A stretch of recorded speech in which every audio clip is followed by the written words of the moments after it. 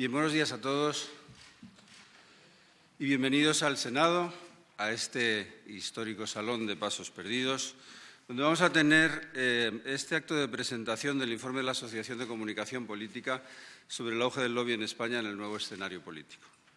Quiero saludar a su autor, a don Daniel Ureña, que entre otros cometidos es secretario de la Asociación de Comunicación Política y que va a presentar, lógicamente, el trabajo que ha realizado. Van a intervenir también y están en la mesa, nos acompañan don Ignacio Martín Granados, que es miembro del Consejo Directivo de ACOP, don Ángel Ayoza, presidente de Corporate Excellence, y don Carlos Balmisa, director del Departamento de Control Interno de la Comisión Nacional de los Mercados y de la Competencia. Y lo que hoy tenemos sobre la mesa y que servirá como base para el análisis y el debate que seguidamente tendrá lugar es un informe que está centrado en la coyuntura política actual. Un escenario, que no hace falta decirlo, es inédito en la historia reciente de nuestra democracia, que aporta sustanciales novedades en relación con la dinámica política dominante en nuestro país desde los años 80 y que, como consecuencia de todo ello, genera incertidumbres, pero también suscita expectativas. Cada uno puede fijarse más en un enfoque u otro de la cuestión, pero pienso que ambos están indisolublemente unidos. Tanto como siempre suelen estar los problemas y las oportunidades, indisolublemente unidos. Y como no quiero quitarle más tiempo que el estrictamente necesario al protagonista de este evento, que es Daniel Ureña, y a los demás participantes en el mismo, solo me voy a limitar a compartir con todos ustedes un par de ideas. En concreto, más que a lo coyuntural, voy a referirme a la cuestión de fondo, que me parece muy importante, y que es el hecho de que la regulación de la actividad de las organizaciones representativas de intereses siga siendo todavía una asignatura pendiente en el sistema político español. Estamos ante un asunto que evidentemente no es fácil, pero que no podemos obviar porque responde a una realidad de hecho y que, como tal, debemos asumir y tratar inteligentemente, es decir, con prudencia y sin prejuicios. La libre concurrencia de distintos intereses sobre los más diversos asuntos públicos es inherente a toda sociedad libre y democrática. Y la misión de los poderes públicos es precisamente armonizar todos estos intereses particulares, muchas veces en conflicto, resolviéndolos mediante respuestas políticas que estén exclusivamente guiadas por el interés general de la sociedad. Es obvio que al Parlamento, como poder legislativo, le cabe una especial responsabilidad dentro de ese imperativo de armonización o conciliación, porque el Parlamento jamás puede permanecer encapsulado frente a la sociedad, frente a sus problemas y a sus demandas reales. Es cierto que la imparcialidad es uno de los principios fundamentales del buen gobierno, y eso es algo fuera de discusión, pero carece de sentido pensar que en los procesos de tomas de decisiones el modo de preservar esa imparcialidad es darle la espalda al mundo real. Todo lo contrario. Los parlamentarios estamos obligados a mantener permanentemente actualizado nuestro conocimiento de la realidad, que siempre es cambiante. Y contactar con el mundo real, estar al cabo de la calle, supone contactar con los distintos intereses en juego. Por eso considero tan importante que lleguemos a definir un marco de actuación para que esos necesarios contactos entre, por un lado, los representantes políticos y, por otro, los representantes del mundo empresarial y de la sociedad civil, puedan desarrollarse sin despertar sospechas ni recelos. Y crear ese marco, a salvo de las sombras de duda, contribuiría muy positivamente al mejor funcionamiento de nuestro sistema democrático. Sabemos que hoy los parlamentos no gozan precisamente de su mejor momento en los índices de valoración social. Y sabemos también que es vital para la salud de nuestra democracia que seamos capaces entre todos de revertir esa tendencia tan preocupante. Y al mismo tiempo, pienso que también todos somos conscientes de que los lobbies arrastran una imagen social ciertamente mejorable. Como es bastante frecuente, las definiciones dadas por el diccionario de la Real Academia son muy ilustrativas de la visión social dominante. Y así vemos que la definición que la Real Academia otorga al anglicismo lobby es escuetamente la de grupo de presión. Y está claro que a nadie le gusta que le presionen. Todo lo más que influyan en él. Y entendiendo por influir lo que la propia Real Academia define como contribuir con más o menos eficacia al éxito de un negocio. ¿Qué podemos hacer, por tanto, para combatir las sospechas y suscitar confianza sobre la actuación de las organizaciones representativas de intereses? Daniel Ureña nos ofrece la respuesta acertada en su informe. La clave está en la transparencia. ¿Cómo procurarla? En primer lugar, poniendo en marcha registros de lobbies o grupos de interés de modo similar a los ya existentes en otros países democráticos o en la Unión Europea. Se trata de una medida que, en efecto, aparece recogida en los programas electorales de la mayoría de los partidos políticos y que esto, precisamente, debería facilitar que todos los partidos políticos se pusieran de acuerdo para sacarlo adelante. Pienso que, en efecto, la creación de registros de lobbies contribuiría decisivamente a incrementar la transparencia sobre las actividades de las organizaciones legalmente inscritas. Del mismo modo que, por ejemplo, también lo haría la publicidad de las agendas de contactos que los representantes políticos mantienen en el ejercicio de sus responsabilidades públicas. En definitiva, de lo que se trata es de ir extendiendo una nueva cultura de la transparencia, algo a lo que, a buen seguro, también ayudaría mucho la elaboración de códigos éticos o reglas de buena conducta en relación con la actividad de los lobbies para su seguimiento tanto por los servidores públicos como por las organizaciones privadas. Todas estas y otras son ideas que están ahí, pero que hemos de implementar sin más dilación. Y como me estoy extendiendo más de lo que quería, lo mejor será que vaya concluyendo. Solo me queda celebrar la publicación de este informe elaborado por Daniel Ureña e impulsado por la Asociación de Comunicación Política, por lo que supone como aportación al debate público tan necesario sobre el papel de los lobbies y su relación con los poderes públicos. Confío, pues, en que sirva para ayudar a que los representantes políticos seamos capaces de dar con las respuestas adecuadas. Les agradezco una vez más su presencia esta mañana aquí. Les doy la bienvenida otra vez. Les dejo porque tengo otros asuntos que atender y me excusé ya con los organizadores del acto, me excuso con ustedes ahora no poder quedarme todo el desarrollo del mismo. Y les dejo cediéndoles el uso de la palabra a don Ignacio Martín Granados, que va a ser el moderador del acto, y a todos los miembros que están hoy presentes aquí en la mesa. Buenos días, muchas gracias y bienvenidos.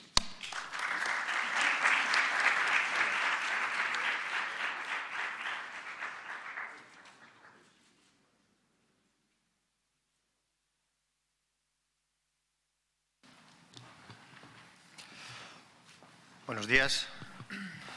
Muy buenos días a todos. Quería, en primer lugar, agradecer al presidente del Senado y, evidentemente, a esta institución, a esta Cámara de Representación, el hecho de que nos cedan esta sala para presentar este informe. También quería agradecer al resto de las personas que me acompañan en la mesa y a sus organizaciones que estén aquí hoy en día con nosotros participando en esta presentación y en esta mesa redonda sobre este tema tan interesante que les vamos a proponer. Y, por supuesto, agradecer su asistencia. Un éxito ver la sala llena en este jueves por la mañana, por lo que muchas gracias por el interés despertado. También quisiera disculpar al presidente de la Asociación de Comunicación Política, a David Redoli, que por motivos profesionales se encuentra en Viena y no ha podido estar aquí acompañándonos y presidiendo también este acto como presidente de ACOP. Seguro que muchos de ustedes conocerán a la asociación, pero quisiera hacer una breve introducción para aquellos que la desconocen. ACOP es una asociación sin ánimo de lucro que nace en el año 2008, interesada por el estudio, la docencia, la investigación y todos los aspectos relacionados con la comunicación política, desde el ámbito de la consultoría, del profesional, académico. Y actualmente contamos con más de 300 socios de casi una veintena de países, aunque la mayoría provienen de España. La asociación cuenta actualmente con su forma de organización, cuenta con diversos comités, comités de investigadores, de consultores y asesores y también un consejo editorial que es de donde emanan estos productos, la revista de ACOP de la que hablaremos a continuación y el paper que presentamos en este acto. Y a su vez cuenta con diferentes delegaciones territoriales que articulan el diferente trabajo que realiza la asociación en Cataluña, Galicia, Andalucía, Castilla y León, Aragón, etcétera, e incluso en México, donde tenemos un capítulo de nuestra asociación. Les estoy comentando que la forma de organizarnos, también los materiales que producimos para el debate, y quisiera invitarles y poner también en su conocimiento al cuarto Encuentro Internacional de Comunicación Política que celebraremos en el mes de julio en Bilbao, del 7 al 9 de Bilbao, bajo el título Nueva Política, Nueva Comunicación. Nueva política, nueva comunicación, donde reuniremos a los mayores expertos de comunicación política y podemos decir que será el evento central de la comunicación política, el evento del año y además tendrá lugar en España. Asistirán Stanley Greenberg, Stephen Coleman, Anne Gregory, Mario Riorda, Roy Campos, Anita Dunn, entre otros, y les invito a que pues visiten nuestra página web para obtener más información de este foro internacional de comunicación política. Les comentaba anteriormente que una de las formas, uno de los órganos de la asociación es el Consejo Editorial, a través del cual producimos mensualmente una publicación que se denomina la revista ACOP. Surgió junto con la asociación en el año 2008 y llevamos pues cerca de 90 números. Recientemente, en este año 2016, hemos cambiado la denominación de la revista, con hemos aprovechado para hacer un nuevo diseño. Y se llama, ahora la denominamos la revista de ACOP, una revista mensual, gratuita, donde pueden encontrar las últimas novedades y artículos interesantes, sobre todo lo relacionado con la comunicación política y, por supuesto, los asuntos públicos, el lobby. No en vano, esta revista recibió en el año 2014 y 2015 el premio a la mejor publicación política del año en los prestigiosos Victoria Award que se entregan en Estados Unidos. Pero queríamos, y aterrizo ya sobre el documento que nos ocupa, sobre los ACOP Papers, queríamos elaborar un documento de análisis, de reflexión, mayor que lo que recogen los artículos de análisis más pegados a la actualidad de la revista. Por ello, desde el año pasado, decidimos elaborar trimestralmente estos documentos que denominamos ACOP Papers, para promover y poner en valor la disciplina de la comunicación política, tanto en su vertiente académica como profesional. El objetivo era, y sigue siendo, acercar al lector al campo de la comunicación política, deseando contribuir al debate científico, empírico y social de una forma más profunda que la revista, como les decía. Este es el cuarto documento. El primero abordamos la profesionalización de la comunicación política en España, cuyo autor precisamente hoy se encuentra entre nosotros, Roberto Rodríguez. En el siguiente número fue Antonio Gutiérrez Rubí, quien nos habló de la política desde el Big Data al Data Thinking. Y en el número 3 también se encuentra con nosotros su autor, Vicente Rodrigo, en el que hablábamos de la Unión Europea. La gestión de identidades en la Unión Europea, renovación narrativa para una vinculación legitimadora. Hasta llegar al cuarto documento, que es el que hoy presentamos y que a partir de la semana que viene estará disponible en nuestra página web para que le puedan descargar y consultar. El auge del lobby en España en el nuevo escenario político. El objetivo que nos marcamos a la hora de pedirle a su autor, a Daniel Ureña, también miembro de ACOP, de la Asociación de Comunicación Política, la redacción de este documento, era contribuir desde nuestra asociación a esclarecer la actividad de representación de intereses, también conocida como lobby. Lo comentaba hace unos minutos muy bien el presidente del Senado.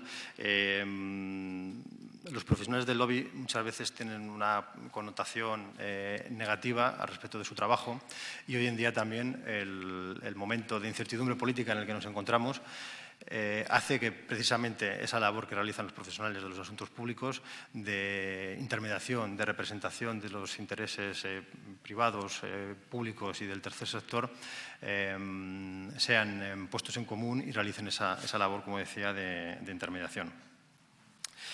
Y cómo una asociación de comunicación política elabora un documento relacionado con el lobby y con los asuntos públicos, puede que sea lo que se preguntan algunos de ustedes, es muy sencillo. Dado el gran ámbito de la comunicación política, podemos decir que no hay política sin comunicación y, por tanto, la comunicación pública, el diálogo, la negociación, contribuye precisamente a mejorar la política y, por tanto, consideramos como los asuntos públicos y la comunicación pública como un aspecto fundamental de de la contribución a mejorar la calidad democrática. Bueno, no quería alargarme mucho más. A lo largo de la intervención seguro que surgirán muchas ideas interesantes que podremos debatir después en un pequeño coloquio. Quisiera felicitar a Daniel Ureña por el documento que ha elaborado, en el que a través de 10 ideas nos arroja luz sobre el futuro del sector. Y, dicho lo cual, les invito a participar en el coloquio posterior y le doy la palabra a don Ángel Ayoza, presidente de Corporate Excellence, que nos hablará de las buenas prácticas en el ámbito corporativo y sus vínculos e inquietudes con la Administración. Muchas gracias, Ignacio. Primero aclarar que no soy presidente, soy el director general de esta organización. Y quería primero agradecer que nos hayáis invitado a participar en la presentación de este estudio que ha realizado Daniel Ureña y por el que también nos unimos a la felicitación. He de aclarar que nosotros representamos a un conjunto de 20 empresas, de grandes empresas de este país, tanto públicas como privadas, que actúan en 11 sectores distintos. No estamos en la actividad de lobby. Nosotros somos una organización creada y financiada por empresas precisamente para contribuir. Y recogiendo las palabras del presidente del Senado, está claro que hay una concurrencia de intereses. Nosotros creemos profundamente en la agenda compartida. Existen problemas y realidades que no pueden solucionarse si no es en un ámbito de colaboración entre lo público y lo privado. Y lo nuestro es una actividad muy específica, muy concreta, científica y rigurosa en un campo muy concreto que tiene que ver con la gestión de los intangibles. Y ya sé que esta palabra puede resultar un tanto provocadora por el escaso uso que se hace de esta realidad. Y, sin embargo, tienen un peso enorme en la economía y en las economías del mundo. Y, además, suponen un cambio de paradigma en las leyes que rigen la propia competitividad de los países, de las empresas, de las instituciones. Y por intangibles, lo que nosotros hacemos es centrarnos en aquello que tiene mayor relevancia, que es la reputación de las organizaciones, las bases de la confianza en organizaciones e instituciones, la marca, en el sentido de la marca corporativa, el propósito que tienen estas organizaciones, su motivo, su razón de ser, todas las formas de comunicación con todos los grupos de interés, los asuntos públicos, como no, pero no desde una perspectiva de lobby, sino desde una perspectiva de ayudar a tomar decisiones informadas, que esa sí es una de los elementos que nutren la actividad del lobby, y nosotros lo que hacemos es generar conocimiento. La responsabilidad social, la sostenibilidad y la gobernanza es otro de nuestros aspectos o de las áreas en las que realizamos nuestra actividad. Y luego tenemos dos áreas más que son de soporte, pero que son enormemente importantes. Una es de métricas, es decir, una actividad absolutamente técnica que tiene que ver con la colaboración de un grupo muy grande de matemáticos y de científicos para demostrar cómo la buena gestión de la reputación, de la confianza, de la marca, de la integridad de las compañías, de la responsabilidad social, contribuyen y están directamente relacionadas con la creación de valor. Finalmente, estamos impulsando o ayudando a crear un nuevo ámbito de conocimiento, que es este de la gestión de los intangibles, y por lo tanto también estamos contribuyendo en formación y difusión de la buena gestión de los intangibles.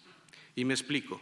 La tarea que tiene Corporate Excellence como una entidad sin ánimo de lucro es, gracias a las alianzas que mantenemos en cualquier lugar del mundo con especialistas, tanto en el mundo académico como en el de la consultoría, con grandes profesionales que son expertos en cada uno de los 7 campos que he mencionado antes.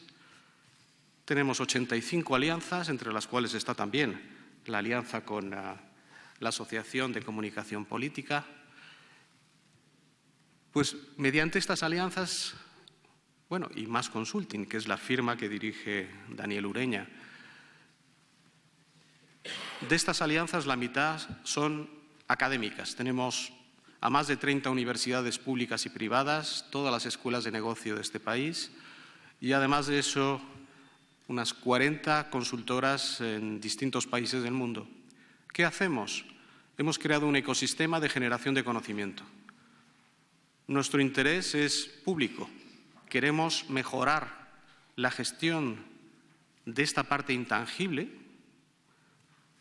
en nuestras empresas, pero también en todo el tejido empresarial de este país y del mundo en general.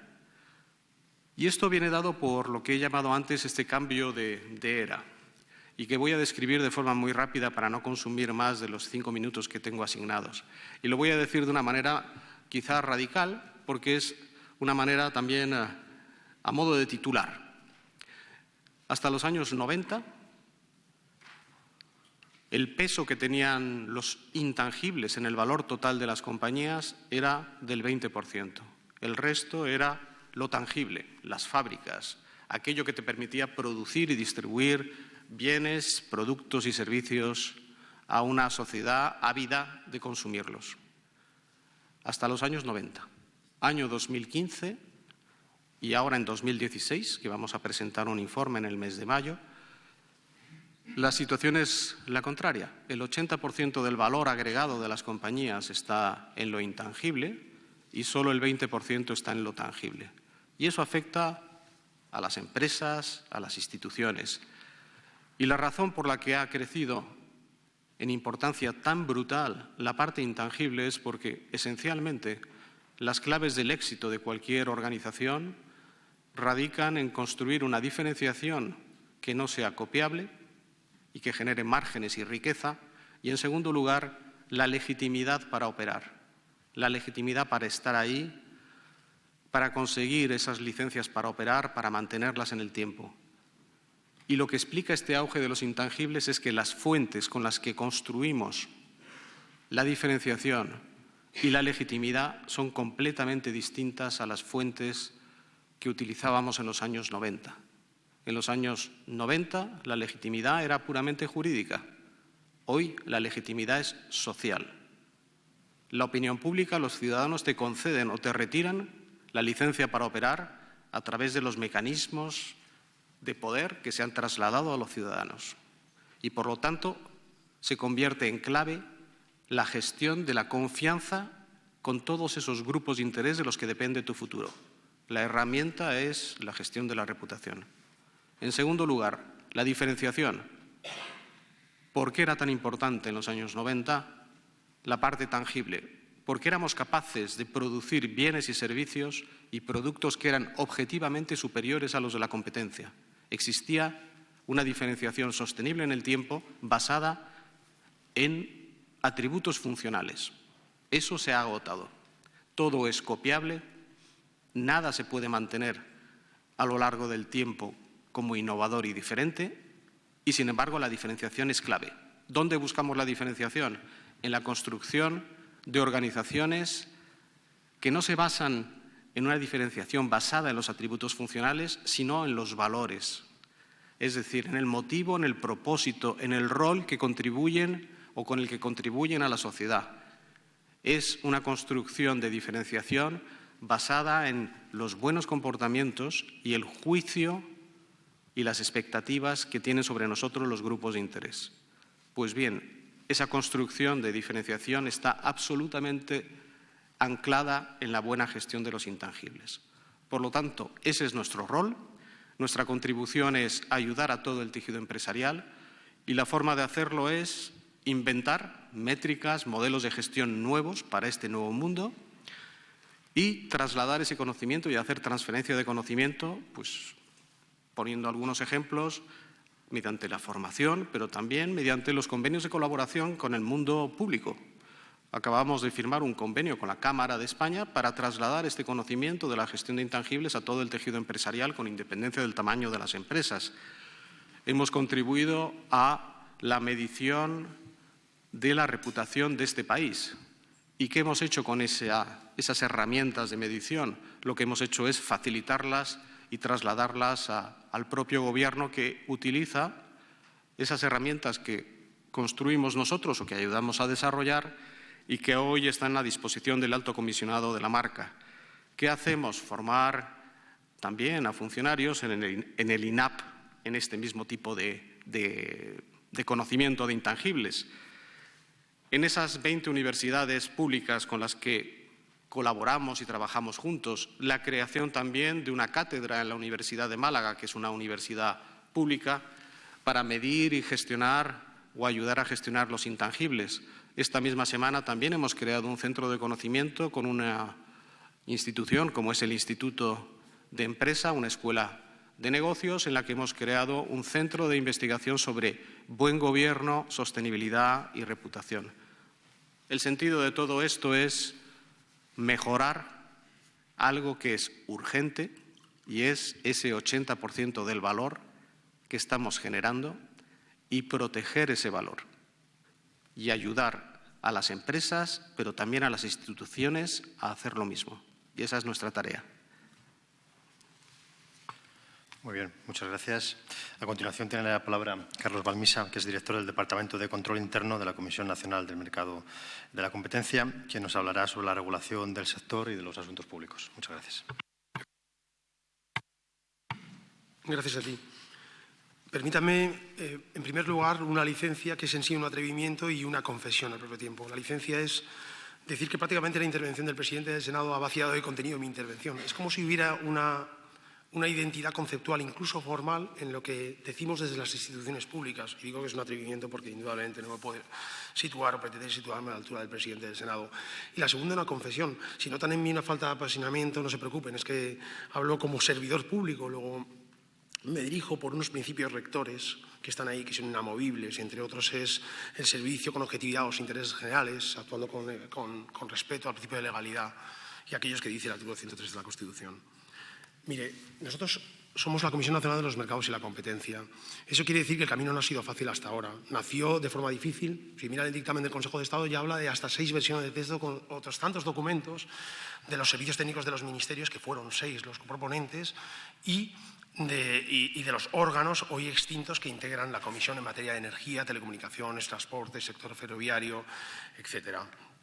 La verdad es que nosotros tenemos una íntima convicción, es que si fomentamos la defensa de la competencia, si fomentamos la promoción, si fomentamos la regulación económica eficiente, son factores determinantes en el crecimiento de la economía a medio y largo plazo y, en definitiva, eso repercute en el bienestar de los consumidores.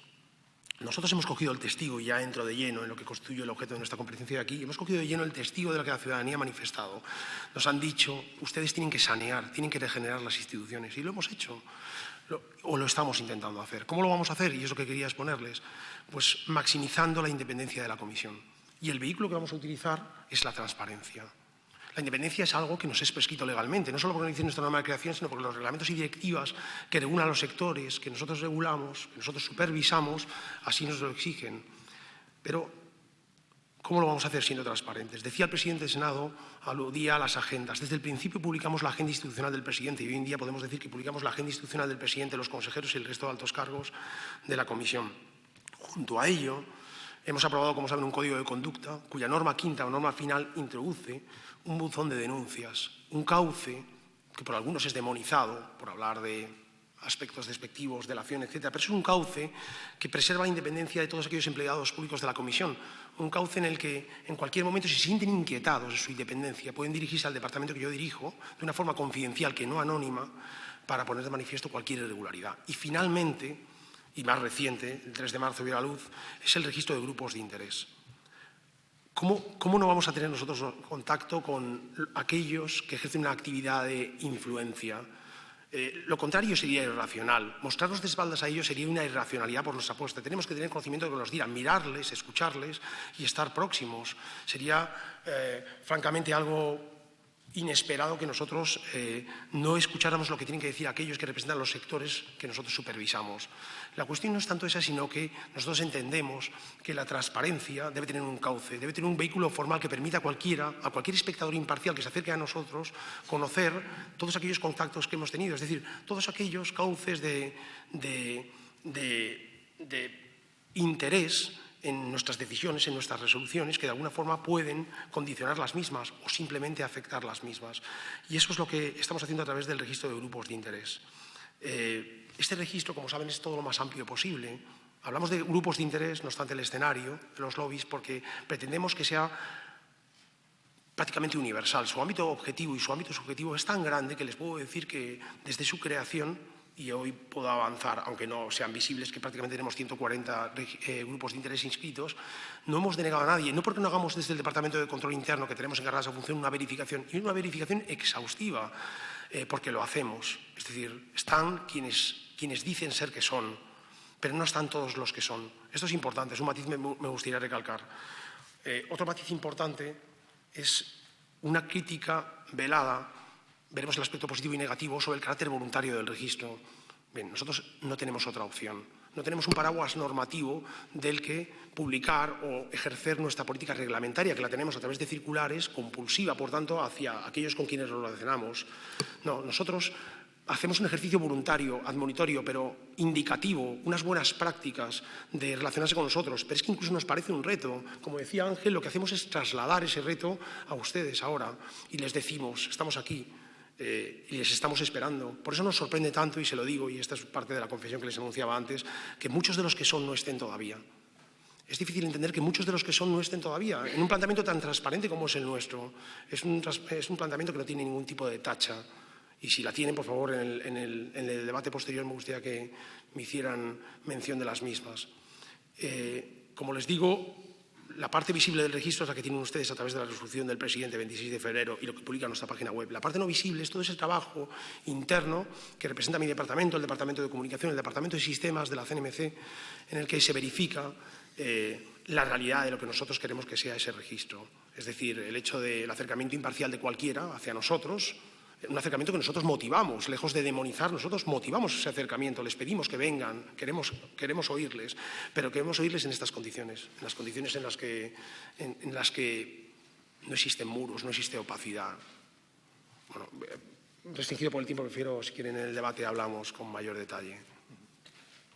Pues muchas gracias por esa concisión y le doy la palabra a continuación a Daniel Ureña, que es socio director de Más Consulting, que nos expondrá esos puntos principales que comentábamos del documento y lo hará desde el atril. Muy bien. Pues nada, muchas gracias. La verdad que hoy es un día muy feliz para los lobistas en nuestro país. Es un día feliz especialmente para los lobistas del Atlético de Madrid y del Real Madrid también, entre los que me encuentro.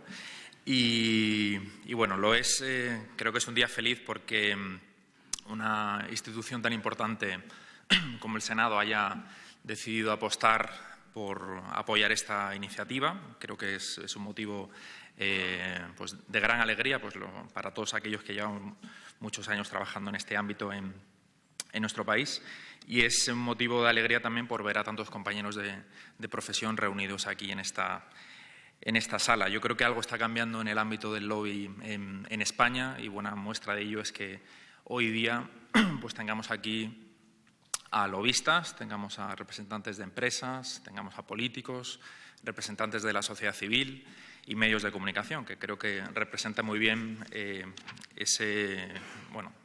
los ámbitos en los que se desarrolla el lobby. Bueno, este documento que hoy presentamos, este ACOP Paper, yo aprovecho también y con mi gorro también de miembro del comité directivo de ACOP, pues agradezco a la asociación por haber apostado por este proyecto.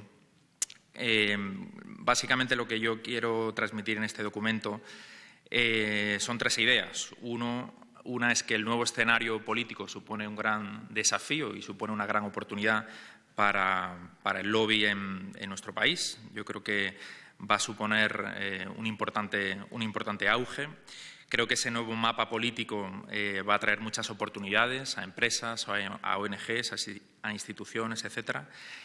Y esa idea de que el lobby en España está cambiando, está creciendo, y por eso en este documento Yo lo que quería transmitir es una serie de reflexiones de cómo debe ser esa labor de representación de intereses en esta nueva legislatura, que no sabemos cuándo es la nueva legislatura y cuándo va a durar, cuándo va a empezar, pero en ese nuevo escenario político. Yo cuando escribí este documento, todavía, lo comentaba antes con los representantes de la CNMC, todavía no se había publicado ese registro de grupos de interés, que me parece un gran hito muy importante y creo que marca un camino muy interesante hacia dónde debería ir la normalización y la regulación del lobby en nuestro país.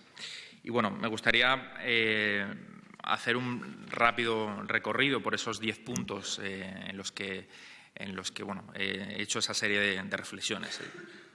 El primero es cómo el nuevo escenario político en España, tras el 20 de diciembre, va a reforzar la necesidad del lobby. Nosotros ya lo estamos percibiendo. En los últimos meses yo creo que es bastante evidente cómo las organizaciones, las empresas, tanto nacionales como internacionales, necesitan saber qué está pasando, qué va a pasar, necesitan interpretar la realidad política. Bueno, yo creo que no solo las empresas, creo que todos los ciudadanos en general, pero en el ámbito empresarial eso hace que los profesionales del lobby, que los profesionales de los asuntos públicos, pues tengan mucho más sentido su trabajo. Y lo estamos viendo, nuevas firmas, nuevas consultoras que están apareciendo, grandes multinacionales de relaciones públicas que están apostando por este ámbito, departamentos de relaciones institucionales que se están fortaleciendo y, por tanto, yo creo que eso refleja esa necesidad del lobby, cada vez es algo más importante. Luego, un aspecto más también, como en el ámbito académico se está reflejando también ese ámbito del lobby. Yo tengo el honor de dirigir desde hace 6 años el primer posgrado que en España se imparte sobre el lobby, sobre representación de intereses, que se imparte en la Universidad Pontificia Comillas y, de hecho, tenemos aquí a muchos antiguos alumnos que ya hemos formado a 6 promociones de lobistas y, por tanto, bueno, yo creo que cuando la universidad, cuando las escuelas de negocio empiezan a identificar una realidad y empiezan a ofertar pues formación, eso quiere decir que existe ya esa realidad en la sociedad cada vez más importante.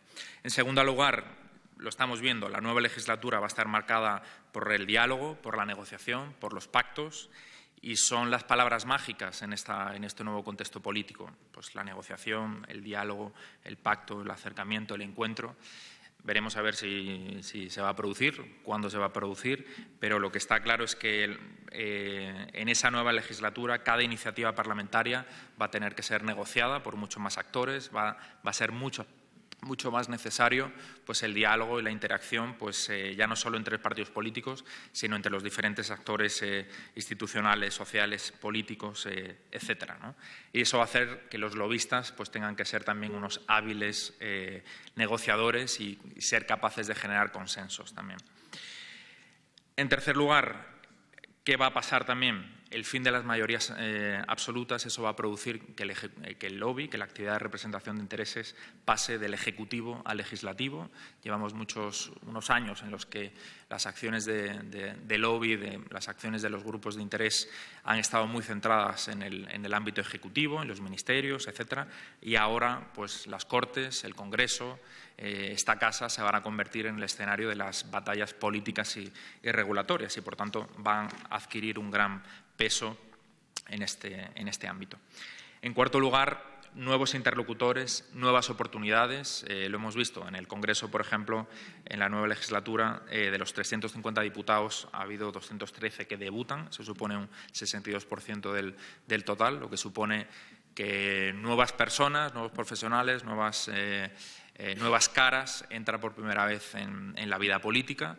Y eso supone un gran desafío para las organizaciones, para las empresas, porque tienen que construir esas relaciones con esos nuevos actores, con esos nuevos diputados y senadores y, por tanto, suponen nuevas oportunidades también. En quinto lugar, estrategia y planificación versus solo contactos. Esto es algo que nosotros desde Más Consulte venimos representando y defendiendo desde hace mucho tiempo, y es que una de las consecuencias de la profesionalización del lobby es que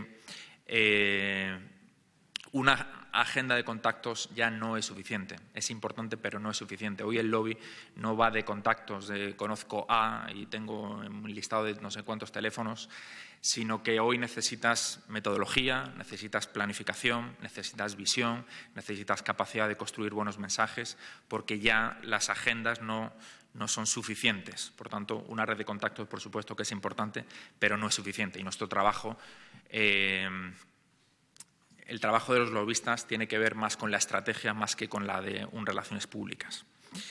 6. Inteligencia para una mejor toma de las decisiones directivas.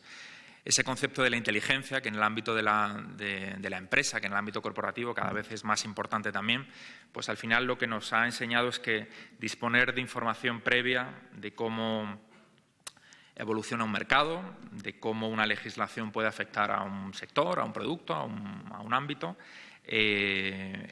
puede ser crucial y debe ser un objetivo también desde las empresas, de las instituciones, especialmente de aquellos profesionales del lobby, el de proveer esa información, esa inteligencia, que puede ser información desde el punto de vista económico, empresarial, político, porque cuanto más comprendamos, cuanto más entendamos ese cambiante contexto en el que actuamos, pues va a ser más eficaz para las organizaciones. Por tanto, la combinación entre inteligencia y lobby va a ser una apuesta de éxito para las organizaciones. 7. Campañas integrales, campañas más eficaces. Una de las cosas que hemos aprendido y que vamos a ver en la nueva legislatura es que aquellas campañas que son capaces de influir simultáneamente en diferentes ámbitos, en medios de comunicación, en redes sociales, en el ámbito legislativo, en el gobierno, en la opinión pública, etcétera, van a ser las que tienen mejores resultados. Cuando una organización quiere representar sus intereses, tiene que hacer llegar su voz, tiene que hacer llegar sus argumentos a diferentes ámbitos y, por tanto, esa acción de lobby tiene que desplegarse en diferentes terrenos, en diferentes campos de operaciones, pero sin perder esa visión de conjunto.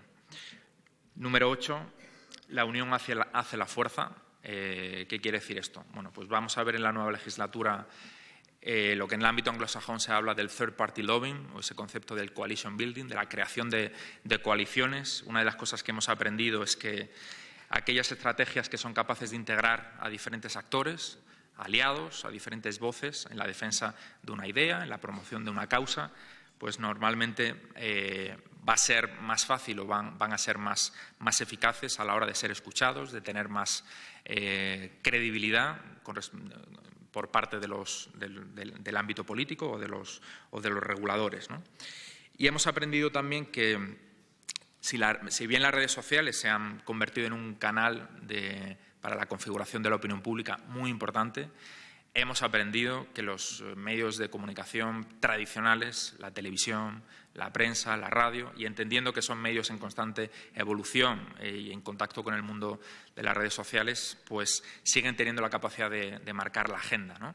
Por eso la clave es esa combinación del mundo online y de los medios tradicionales que, como digo, tienen que hacer frente a ese gran desafío que supone el desarrollo digital.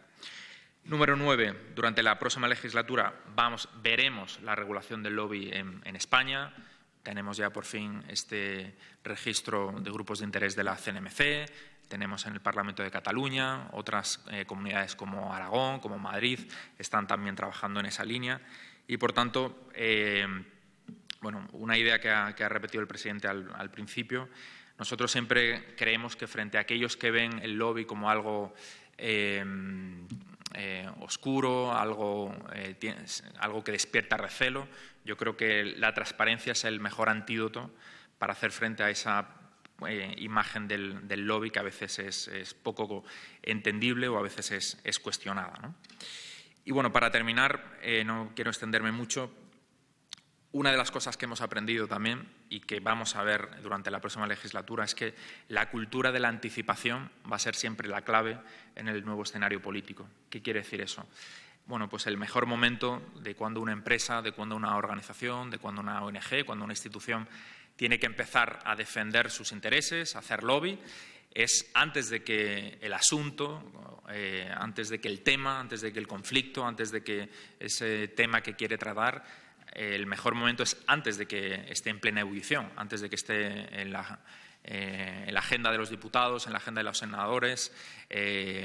Por tanto, de lo que se trata es mantener unas relaciones, la esencia de una buena política de lobby, de lo que se trata es de tener unas relaciones sólidas, unas relaciones constantes a largo plazo con los decisores políticos y, por tanto, que haya un diálogo para saber identificar cuáles son esas tendencias regulatorias, cuáles pueden ser esos desafíos legislativos a los que una organización, una ONG, una institución puede hacer frente, ¿no? Y además estamos en un mundo global donde lo que está pasando en Francia, lo que puede pasar en Estados Unidos, lo que puede pasar en Australia, pues puede tener un impacto en nuestro país. Y, por tanto, los lobistas tienen que tener una visión global, una visión internacional, porque bueno, es una de las consecuencias, una de las características de este mundo globalizado en el que estamos, en el que las decisiones que se toman desde el punto de vista legislativo en un país pues tienen efecto no solo en ese país, sino posiblemente lo tendrán también en otros mercados, ¿no? Y bueno, y hasta aquí el contenido que les he desgranado sobre cómo veo yo el lobby en el nuevo escenario político.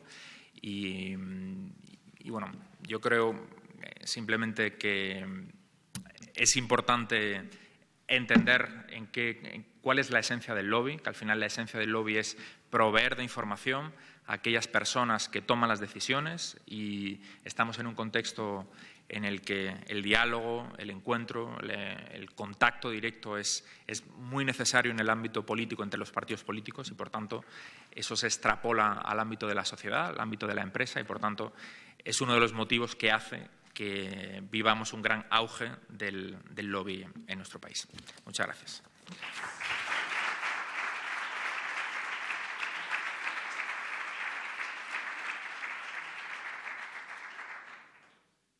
Muy bien, muchas gracias, Daniel. Me quedo con esta última idea que lanzabas al auditorio de cuál es la esencia del lobista, porque además a lo largo de las diferentes intervenciones han surgido diferentes conceptos que me alegra que precisamente contribuyan a desmitificar el lado oscuro del lobista, también apuntado y que nos marcaba incluso el marco de referencia por el propio presidente del Senado al hablar de esa connotación negativa del lobista como poseedor de una gran agenda de contactos y bueno, pues, reuniéndose casi en la clandestinidad para conseguir cuestiones que deben de tratarse de forma pública y con luz y taquígrafos. A lo largo, decía, de las diferentes intervenciones han salido conceptos como independencia, transparencia, confianza, integridad, comunicación, y decía que está muy bien que por fin se ligue la figura del profesional de los asuntos públicos a estos conceptos tan alejados de lo que por otros ámbitos se trata de definir al lobista. No sé qué les parecen a ustedes que les tengo enfrente o a los compañeros de mesa, si quieren que indaguemos por esta línea para comenzar el debate, o en todo caso, pues quedamos a la disposición de sus preguntas.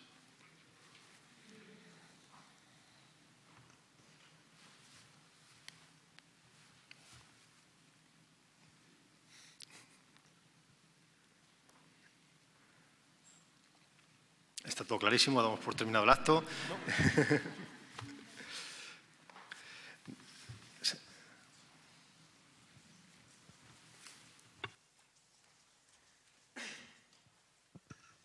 Buenas tardes. Enhorabuena y gracias, Daniel, por el trabajo. Soy David Martínez, periodista político. Yo quería preguntarle al ponente por el 9º punto de su decálogo, ¿no? La regulación del lobby, que dice que la legislatura que comienza o que comenzará cuando haya nuevas elecciones será la que aborde de verdad la regulación del lobby. Yo esto lo vengo escuchando ya algunas veces más, supongo que usted también y el resto de los presentes. Siempre se dice esta vez de verdad que el lobby va a ser regulado. Bueno, la legislatura pasada también con una comisión en el Congreso donde estuvo, pues, por ejemplo, Gabriel Elorriaga, con quien yo hablé a menudo para ver cómo iba la cosa y al final no fueron capaces de entenderse. Entonces, más allá de eso, de esa consideración previa, le quería preguntar qué concretamente, qué líneas marcaría usted si se crea finalmente esa comisión o si usted sería llamado a consultas por los políticos para que aporte sus ideas, concretamente en qué líneas debe trabajar esa regulación, más allá de pues, algunas cosas que siempre se han dicho, como esa creación de un registro o la publicación de las agendas de los diputados. Y luego también en el paper menciona que no está funcionando muy bien la iniciativa en Cataluña. Entonces también me gustaría que me desarrollara por qué. Y si las iniciativas del Ayuntamiento de Madrid o de la CNMC de Aragón y de la Comunidad de Madrid, que también las cita sin enjuiciarlas, si sí que lo estarían haciendo mejor y por qué, pues eso, que valorara un poco esas iniciativas y en qué línea cree que se debe trabajar. Muchas gracias. Muy bien, pues nada, muchas gracias. Efectivamente, venimos oyendo muchos años, muchas legislaturas de se va a legislar, se va a legislar, se va a legislar. Algunas personas que están en esta sala han participado en esos debates. Lo que pasa es que yo creo que ya estamos en un momento en el que ha habido otros actores que han llevado la iniciativa. Y el hecho de pues, este registro de la CNMC, este registro que hay en otras zonas de España, yo creo que eso ya está generando, va a empezar a generar un escenario, un marco muy difícil para que a nivel nacional pues no se haga o en una casa como pueda ser en el Congreso o aquí. Por tanto, yo creo que ya sí ha llegado el momento. Yo creo que después de… ha sido un proceso muy largo, pero que bueno, al final es comprensible pues, por la falta de cultura que ha habido en nuestro país con respecto a la actividad de representación de intereses, donde durante mucho tiempo ha sido una actividad pues, no entendida, no conocida o que no se consideraba necesaria o se pensaba que era otra cosa. Pero yo sí tengo la sensación de que ya ha llegado el momento, sobre todo porque ha habido otros actores que han avanzado en esa dirección. Bueno, yo, ¿por dónde debería ir esa legislación, esa futura legislación? Yo tampoco me quiero dar lecciones a nadie, pero yo creo que el hecho de que haya un registro para que aquellas personas que hacen lobby sea necesario, pero yo sí creo que es importante que estén todos, porque hay veces aquí que no están todos los que hacen lobby, ¿no? Entonces, hacen lobby pues, las compañías, hacen lobby… O sea, aquí no hacen lobby solo las grandes multinacionales de diferentes sectores, como a veces se quiere ver, o las consultoras de asuntos públicos, ¿no? Sino que aquí hacen lobby también las ONGs, hacen lobby los sindicatos, hacen lobby los despachos de abogados. Yo sí me gustaría que esa legislación que haya haga aflorar esa acción de lobby que la ejercen muchísimos actores, y eso me gustaría que fuera una de las cosas que con normalidad y con transparencia, porque yo creo que, como siempre decimos, la clave es que haya transparencia, y cuanto más información haya, pues va a ser mejor para todo el mundo. Con respecto a otras iniciativas que se han puesto en marcha, como en Cataluña, bueno, yo entiendo que es una cuestión de tiempo. Estamos en unos momentos extremadamente complejos desde el punto de vista político, no solo en Cataluña, sino en el resto de España también. Y bueno, yo creo que es un primer paso importante y que va a ser una cuestión de tiempo, y que poco a poco pues, las organizaciones, los actores que quieran desarrollar su actividad, pues acabarán formando parte de esos registros, ¿no? El tiempo, o sea, la clave es cuánto tiempo va a tardar. Pero bueno, yo creo que esto no es una cuestión de un día para otro, sino que es un proceso a largo plazo. Gracias. Fíjese, nosotros en la CNMC consideramos que este es un fenómeno imparable. Nuevamente vuelvo a situar en un terreno de azar, ¿no? Este es un fenómeno imparable. Conocíamos perfectamente las dificultades con que cualesquiera intento de regular la actividad de influencia han contado desde que ya en el proceso preconstituyente se introdujera en el artículo 77, bueno, todas las proposiciones no de ley, hasta el pasado 1 de abril, que como saben, Democracia y Libertad presentó una propuesta de modificación del reglamento del Congreso. Por eso, precisamente, nosotros sorteamos esas dificultades de esa falta de paraguas normativo mediante lo que llamamos soft law, esa especie de derecho blando, que es en principio admonitorio, pero es tremendamente contundente. Es cierto que no es compulsivo, no es imperativo desde el punto de vista legal, pero tiene una auténtica fuerza vinculante para los que no están todavía. Quiero decir, como hablaba Ángel, el intangible existe, la reputación lo es, y quizá el mayor en materia de RSC. Por tanto, va a ser difícil escudarse. Va a ser difícil escudarse y no estar. Lo que tememos no es que no se regule, es que se produzca el efecto contrario, es que se multipliquen los registros. Ese es el efecto indeseable. Cómo unificar, cómo homogeneizar criterios con decálogos parecidos, porque el nuestro, como saben, está tomado de la Comisión Europea. Por eso les decía mis dudas sobre, ¿y aquellos que están en la Comisión Europea por qué no están? Si es un decálogo idéntico. Por cierto, sus códigos de conductas superan con creces este decálogo. Sus códigos son códigos muy avanzados, con valores muy potentes en materia de RSC. Pero no se preocupe, es imparable. Es imparable. Sí, por favor, perdón. Sí, hola, buenas tardes y gracias por la exposición. Soy Esteban Egea, estoy secretario de la Junta Directiva de APRI, que es la Asociación Profesional de Relaciones Institucionales o de los lobistas, para entendernos. Y quería agradecerle el estudio en profundidad que ha hecho y también coincidir y discrepar en algún aspecto. Coincidir en que en la próxima legislatura va a haber algún tipo de regulación del lobby. Probablemente hay más dudas de si conseguiremos que el lobby se regule también en el Ejecutivo y no solo en el Legislativo. La posición de la asociación siempre ha sido el que la regulación sea obligatoria. En fin, no es el momento de entrar en los detalles, pero parece obvio que cuando solo se apuntan aquellos que consideran que se quieren apuntar, pues se crea una discriminación en el mercado dentro de la profesión y a la hora de la transparencia en la defensa de determinados intereses. Y también, obviamente, hemos defendido siempre que la regulación debe afectar tanto al Ejecutivo como al Legislativo, especialmente, aunque en esta legislatura próxima quizá haga menos falta o sea menos urgente, en el sentido de que, como bien has dicho, se va a trasladar buena parte del proceso de elaboración de la legislación desde el punto de vista decisorio al Congreso, ¿no? Y al Senado. Pero aún así, este siempre es un país y la normativa, la constitucional y jurídica, impone que buena parte de la legislación se inicia en el Ejecutivo. Y por lo tanto, no tiene demasiado sentido que el proceso de transparencia empiece a producirse cuando ya una ley ha tomado buena parte de la forma final que va a tener esa ley, ¿no? Porque tradicionalmente los borradores o los proyectos de ley, una vez elaborados por el Ejecutivo, han tenido poca capacidad de cambio en las cámaras, obviamente llevados de la mayoría absoluta o de mayorías cuasi absolutas. Ahora será diferente probablemente. Pero decir que hay un par de efectos de forma complicados. Uno es que si la regulación del lobby tiene que venir unida a la reforma del reglamento de las cámaras, del Congreso y del Senado, pues digamos que lo complica, porque en esta última legislatura no es que no se quisiera regular el lobby, que sí que había coincidencia en regularlo en el Congreso. El problema es que iba dentro del reglamento y el reglamento no ha habido forma en todas las legislaturas de modificarlo. Quizás sea más fácil en la próxima, pero no necesariamente. Y desde luego había una posición frontal del Gobierno a tratar el tema de regularlo en el Ejecutivo.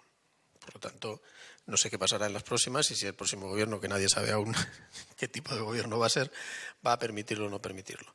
Y finalmente también decir que sí nos preocupa el último aspecto en el sentido de que podemos encontrarnos con una multiplicidad de registros absolutamente abrumadora. Es decir, los ayuntamientos han empezado a crear registros. Imagínense, pues, no sé, que va a ser. Parece ser que es que el lobby a veces se piensa que solo tiene que ver con el Congreso y el Senado, con los poderes centrales, pero evidentemente tiene mucho que ver con los poderes regionales y obviamente también locales. Por poner un ejemplo pragmático es todo el problema de las antenas de telecomunicaciones. Pues hay montones de personas dedicadas por las empresas de telecomunicaciones a hablar con los ayuntamientos para resolver los problemas de las antenas y de que puedan funcionar nuestros móviles en los ayuntamientos. Esas personas se tendrían que dar de alta en 100 registros municipales para poder, y si van a cada día que van a un ayuntamiento, se tendrían que dar de alta en un ayuntamiento. Muy complicado. Entonces estamos intentando también integrar buscar algún tipo de registro común que te permita, como con las licencias de caza, después de lo que pasó con las licencias de caza, es decir, oiga, que cuando uno está en un registro tenga validez para ir los demás puntos, ¿no? Y por supuesto también uno de los temas que se ha comentado, la asociación está actualizando la posición de la propia asociación que aprobó en el año 2013 para incluir los temas que son absolutamente concomitantes y relacionados con, que algunos de ellos se han nombrado, como es la agenda pública, como es las puertas giratorias y como son algunos otros de los aspectos relacionados con la transparencia y el buen gobierno. Vale, gracias.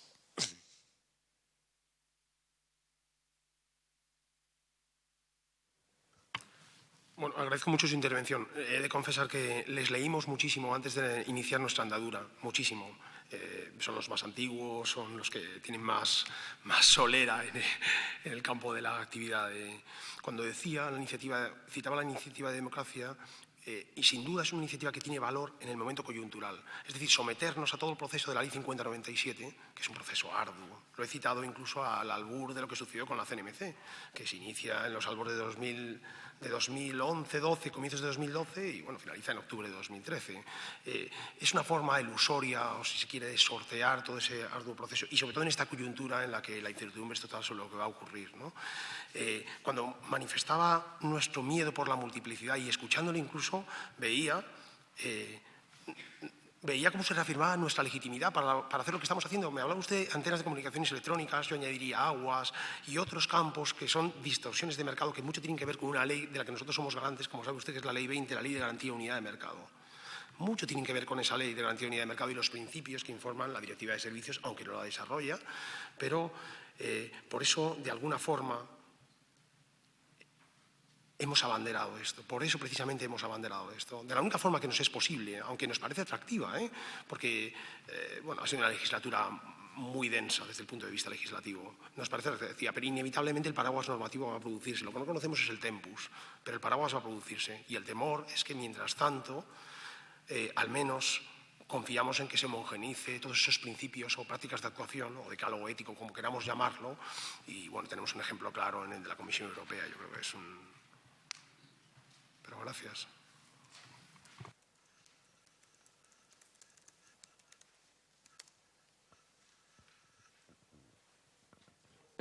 Sí, quería hacer un comentario. No tiene que ver con la última pregunta, pero tiene que ver con algunos de los puntos de la exposición de Daniel Ureña en su decálogo, ¿no? El primero, la necesidad de leer mejor el contexto social, político. El segundo tiene que ver con lo que nos ha dicho sobre el ámbito académico, es decir, la necesidad de formar a las personas en determinadas nuevas profesiones o nuevas actividades y con su ejemplo de haber lanzado el primer posgrado con IK de comillas. Y el tercero es la necesidad de la inteligencia. Bueno, suena un poco raro, ¿no? Es decir, la necesidad de tomar decisiones informadas. Entonces, estas son necesidades, las tres, que son necesidades absolutamente universales y compartidas por todos los actores, empresarios, sociedad, el ámbito público.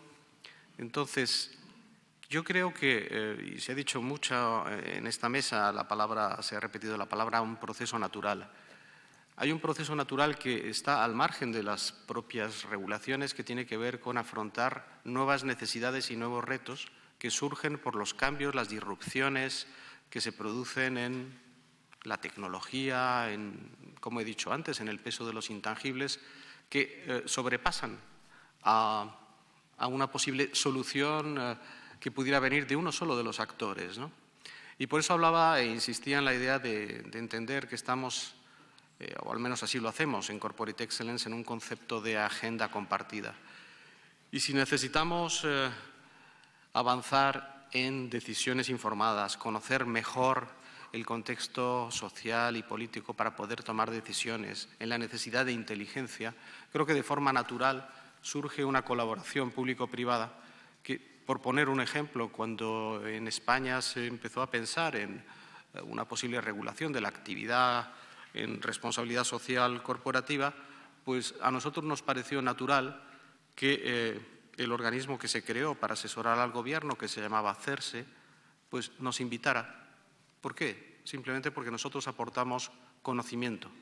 Entonces, creo que esta iniciativa, que es una iniciativa generosa puesta en marcha por este conjunto de empresas españolas, es una iniciativa que de forma natural va a concitar aliados y va a concitar, espero, pues el buen aprovechamiento del conocimiento que generamos y que distribuimos de forma absolutamente gratuita y pública a través de nuestra página web y otros dispositivos, así como la formación que hacemos, es una contribución que ayuda a todos los actores a afrontar una nueva realidad que está ahí y que es esta nueva realidad de cómo vamos a salir adelante como empresas, como país, gestionando algo que se tiene que gestionar de forma profesional y con la misma excelencia que se hizo la gestión de la parte tangible de las empresas. Esta idea de la reputación, la confianza, la integridad, la responsabilidad social.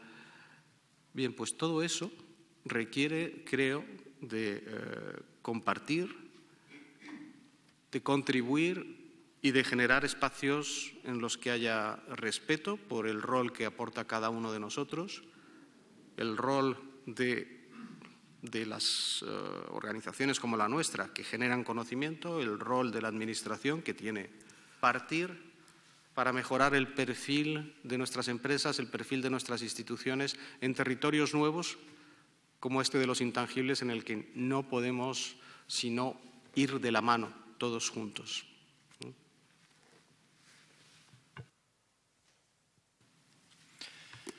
Ir de la mano todos juntos. Me gusta también esta idea ligada a la representación de intereses y los asuntos públicos. Si no hay ninguna pregunta más, sí, perfecto. Sí, bueno, buenas tardes casi ya. Muchas gracias por la invitación y por la exposición. Soy Antonio de la Torre, quizás rara avis aquí porque soy actualmente jubilado y llevo en los últimos años dedicado al análisis político a través de artículos en algunos medios, Libertad Digital, Minuto Digital tal, y tertulias de distinto tipo en algún también pequeño medio, Intereconomía, etcétera, ¿no? Entonces, dos cosas. Una, para el moderador, en relación a ACOP, quiero que me aclare simplemente si es posible, hasta donde sea posible, y otra para el ponente en uno de los puntos que ha dicho en su exposición, en su decálogo, ¿no? Respecto a ACOP, ha dicho usted, yo cuando digo algunas palabras me saltan alarmas, como se dice. Usted ha dicho que ACOP edita una revista gratis.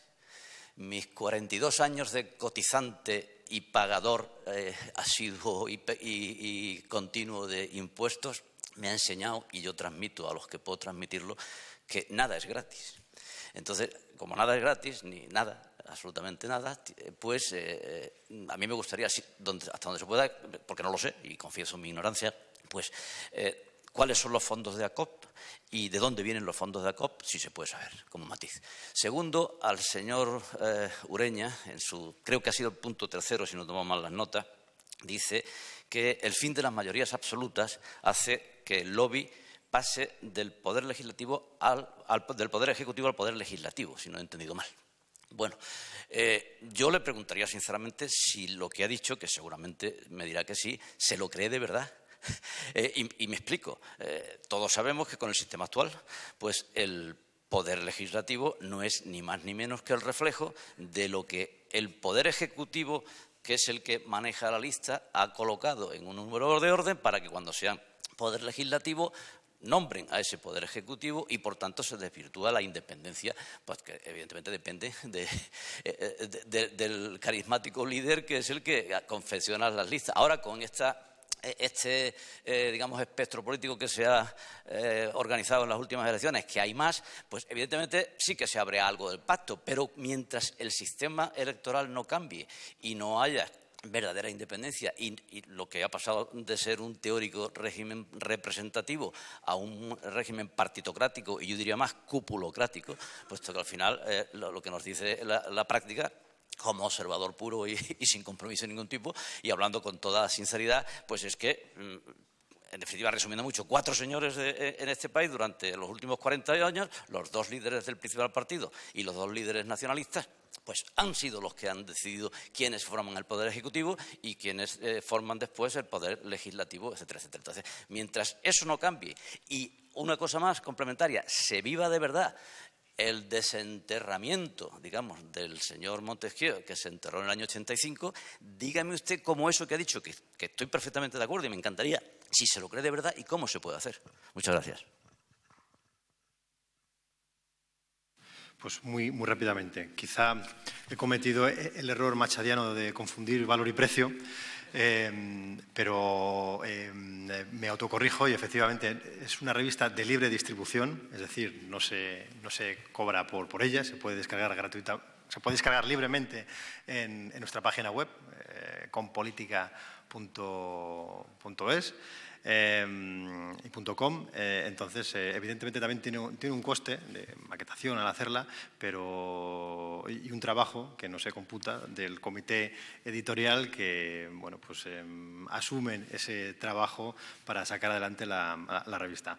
Y luego la asociación se financia con las cuotas de sus socios. Así de sencillo. Daniel. Muy bien. Pues muchas gracias por la pregunta, reflexión.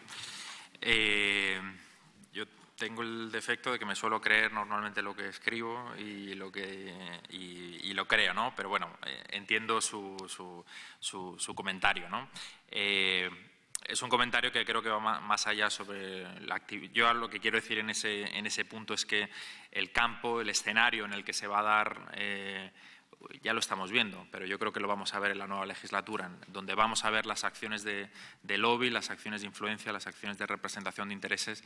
Va a ocurrir en los pasillos del Congreso, va a ocurrir en los pasillos del Senado, de los parlamentos autonómicos.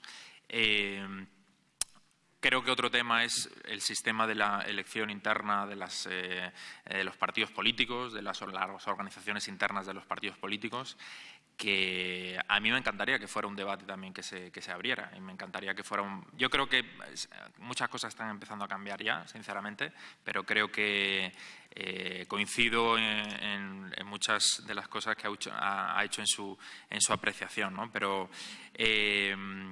yo creo que la clave para que una democracia funcione es la separación de poderes, la estricta separación de poderes, y yo creo que sería muy bueno para la calidad de la democracia en nuestro país, en España, que el funcionamiento interno de los partidos fuera mucho más abierto, fuera mucho más transparente, que hubiera mecanismos de participación. Creo que eso sería muy sano para la calidad democrática de nuestros partidos y, por tanto, de nuestra democracia, ¿no? Pero bueno, simplemente a lo que yo me refiero en mi paper es el escenario donde se va a producir esas acciones de lobby. Pero bueno, gracias por su comentario.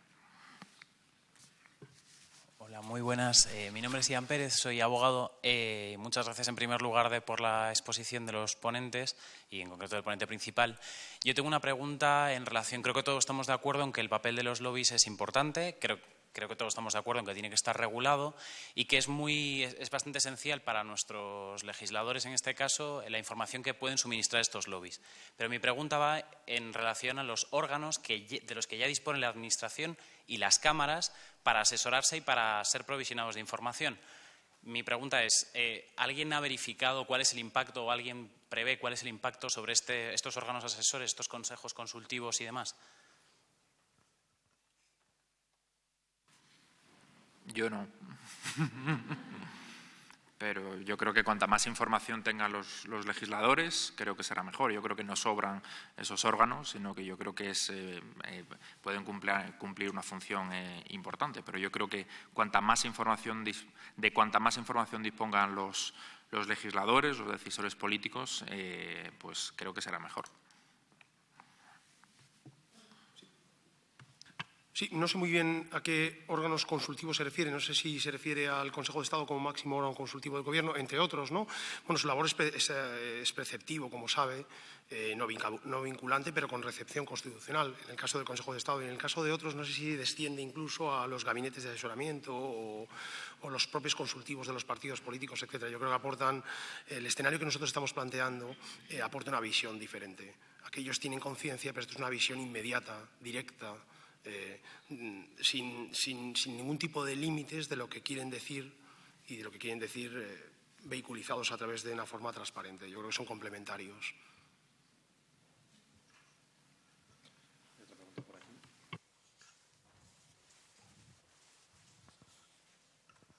Bueno, primero que nada, muchísimas gracias. Siempre se agradecen las oportunidades y los espacios para para recibir este tipo de información. Solo quería conocer su opinión o cualquier comentario que pudieran hacer.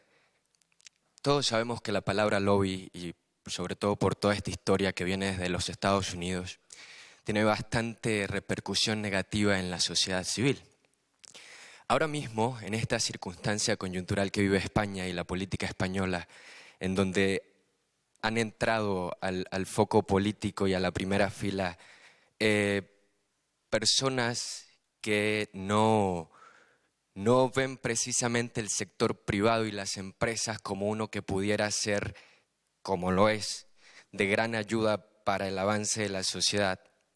Entonces, ¿cómo creen ustedes que precisamente en este momento esa intención de promover la regularización del lobby, la promoción del lobby en el Poder Legislativo español podría ser su camino en este momento? ¿Ustedes de verdad creen que puede ser más difícil o más fácil? ¿Y cómo hacer para no tanto convencer a la gente de lo importante que es el sector privado y lo importante del lobby y de que la empresa tenga comunicación con lo público también, pero también de lo importante de que existan políticos profesionales y que de verdad estén dispuestos, más allá de populismo y de demagogia, a hablar sensatamente y a conocer y analizar los verdaderos problemas desde un punto de vista pues lógico y matemático, como se deben analizar a veces las cosas de mayor importancia? ¿Cómo creen ustedes que sería el camino para la promoción de esa regularización del lobby en este momento, de acuerdo a la coyuntura política que vive España? Bueno, ha empezado su intervención, que no sé si le he entendido bien, hablaba de la repercusión negativa en la sociedad civil del lobby. No sé si se refiere al término lobby o a la propia actividad de... Bueno, yo coincido plenamente que el concepto lobby puede tener y tiene una connotación negativa para mucha gente, pero yo sinceramente lo veo como una gran herramienta para fortalecer el peso de la sociedad civil. Yo soy un convencido de que cuanto más vibrante, más fuerte y más grande es el peso de la sociedad civil, es mejor para un país, para una democracia. Por eso veo que el lobby puede ser una gran herramienta precisamente como un contrapoder, porque insisto, el lobby no es solamente, como algunas personas intentan presentar, grandes multinacionales, sino que el lobby lo hacen ONGs, lo hacen asociaciones culturales, civiles, fundaciones, y al final yo creo que la clave está en cuáles son los intereses que defiendas, ¿no? Y obviamente siempre que lo hagas de una manera ética, ¿no? Pero bueno, yo creo que independientemente del momento político, de lo que puedan pensar algunas formaciones, yo creo que en general, ya no solo en España, a nivel internacional, estamos en un momento en el que es más necesario que nunca el diálogo y el acercamiento y la colaboración entre el ámbito de la sociedad civil, el mundo de la empresa, el mundo de la política, el mundo de los medios, pero especialmente esos tres primeros ámbitos, y por tanto yo soy optimista con el futuro del lobby, porque creo que los vientos corren en esa dirección. Perdón, fíjese, desde el punto de vista de las administraciones públicas nosotros no podemos entrar a calificar la bondad o maldad. Lo único que le decimos es que nosotros representamos con objetividad los intereses generales. Por tanto, vamos a ser capaces de discriminar, de discernir, de expulsar aquellos intereses que no sean los generales. Sé que es un concepto jurídico indeterminado, pero nosotros lo tenemos claro. Al menos como Comisión Nacional de los Mercados de Competencia, estos intereses están reflejados en nuestra ley de creación, la Ley 3/2013, y en normas superiores. Por tanto, desde ese escenario de defensa con pulcritud de los intereses generales, es desde nosotros situamos desde ese estrado para expulsar aquello que no se alinea con esos intereses generales. Creo que es un concepto que es difícilmente rebatible. Si es transparente, que es como pedimos. Sí, quizá añadir, como has mencionado también, o ha mencionado usted al conjunto de empresas, es decir, ¿cuál es el punto de vista de las empresas? Y yo creo que ahí es muy fácil de expresar, porque coincido con algo que acaba de decir Daniel, y es que todo radica en la legitimidad del asunto que defiendes. Es decir, si ese asunto es relevante, es útil, tiene un impacto positivo en los ciudadanos y en las empresas, claramente el rol que desempeñas a la hora de generar conocimiento, a la hora de generar formación sobre ese asunto que se ha identificado como un asunto realmente legítimo, porque afecta a todos, creo que en ese momento es cuando se entiende mucho mejor la contribución de las organizaciones de cualquier tipo, y en este caso de las empresas.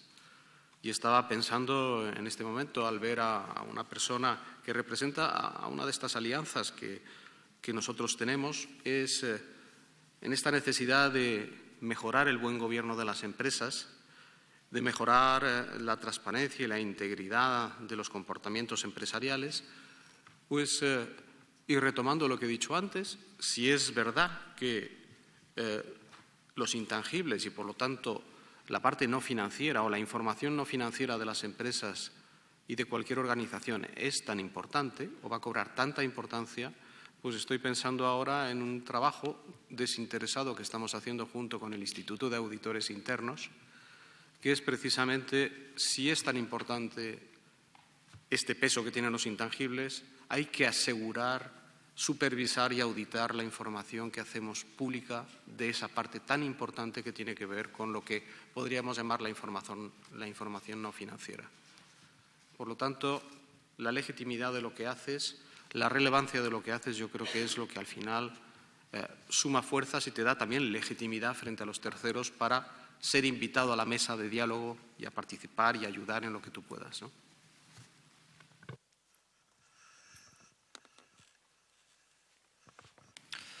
Muy bien, pues muchas gracias. Después de más de una hora de hablar sobre cuestiones regulatorias, asuntos públicos, solo me queda agradecer en nombre de mi asociación de ACOP pues, su presencia aquí, también a las personas que han seguido este acto a través de streaming del Senado. Agradecer a Ángela Lloza y Carlos Gormisa que nos apoyen y nos acompañen en esta mesa, y el documento, el trabajo de Daniel, que estará disponible a partir de mañana en nuestra página web, que les invito, por supuesto, a leer, y dentro de unos meses, cuando salga el siguiente ACOP Paper, también espero que sea de su interés. Muchas gracias.